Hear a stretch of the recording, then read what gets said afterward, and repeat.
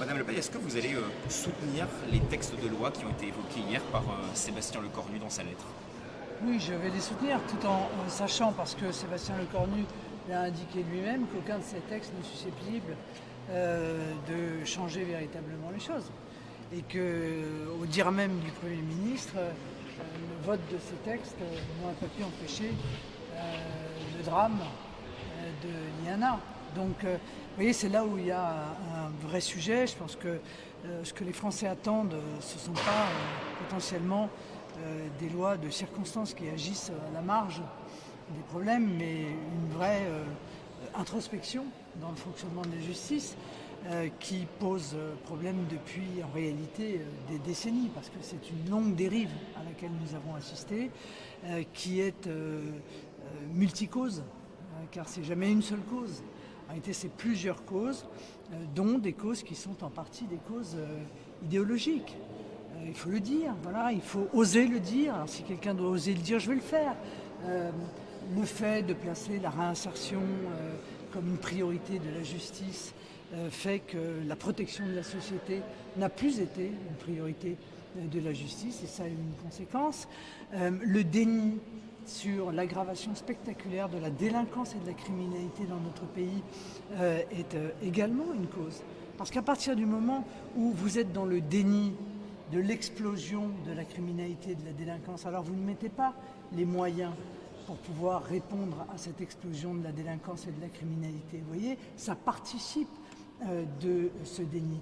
Alors même que nous étions déjà, la justice française, en déficit de moyens par rapport à la moyenne européenne.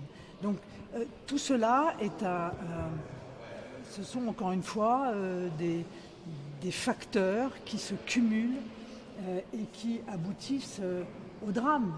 Et puis de manière générale, il y a un problème de conception de la protection de l'enfance.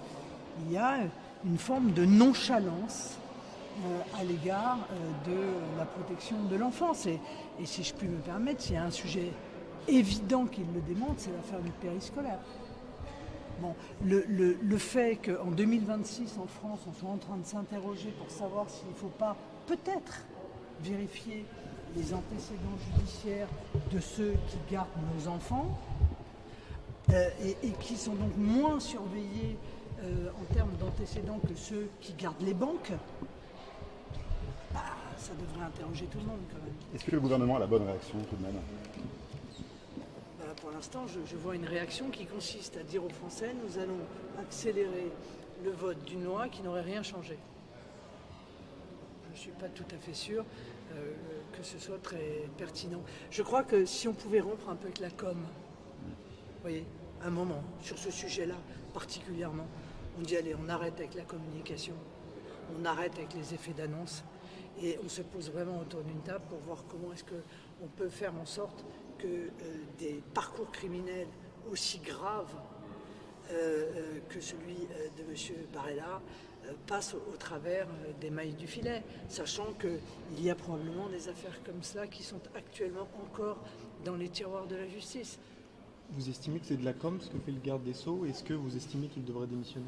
Non, mais je veux dire, on ne peut pas faire des appels à la démission en permanence, et il va être remplacé par qui? Je veux dire, est-ce que M. Dupond-Moretti n'a aucune responsabilité non plus dans tout cela? Bon, il en a une aussi, donc on peut remonter la chaîne des responsabilités très loin et aller même en aval. Il sera remplacé par quelqu'un qui fera exactement la même chose que lui. Je crois que c'est à la tête de l'État qu'il faut surtout changer les choses, changer la philosophie, changer l'impulsion, changer la manière dont est perçue la problématique essentielle qui est celle de l'insécurité dans notre pays et qui, lorsqu'elle est de nature criminelle, est ressentie évidemment avec une cruauté et une douleur extrême. Changer aussi peut-être le fonctionnement du Conseil supérieur de la magistrature? Oui, mais en réalité, oui, bien sûr, on peut apporter des améliorations au fonctionnement du Conseil supérieur de la magistrature, mais il faut aussi que les politiques assument leurs responsabilités. Or, je suis désolé, mais dans un certain nombre de cas, c'est aussi au ministre de faire preuve de fermeté à l'égard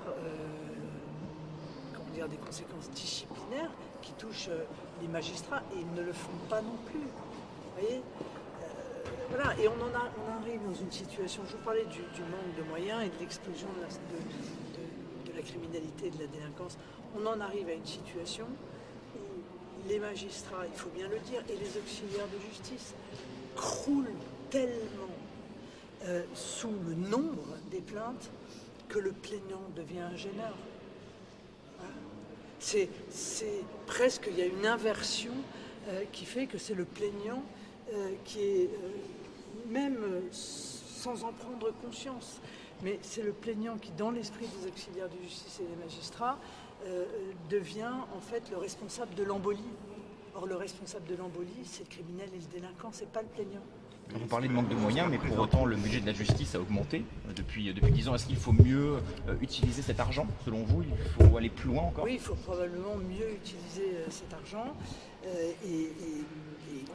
Enfin, il faut quand même débrouiller une incohérence qui est que certaines affaires semblent avancer avec une rapidité absolument extrême, quand d'autres semblent coincées au fond d'un tiroir, si vous voulez.